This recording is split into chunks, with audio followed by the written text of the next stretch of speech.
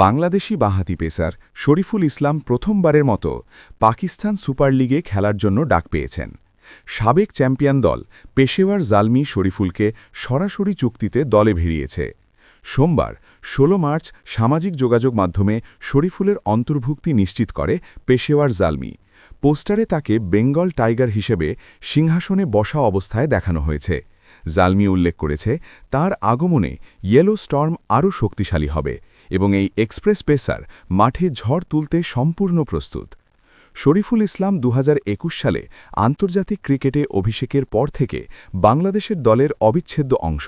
তিনি দেশের হয়ে ১৪টি টেস্ট, ৪০টি ওয়ানডে এবং ৫৯টি টি-20 খেলেছেন। সংক্ষিপ্ত সংস্করণের ক্রিকেটে তার অভিজ্ঞতা ও কার্যকারিতা বিশেষভাবে প্রশংসনীয়।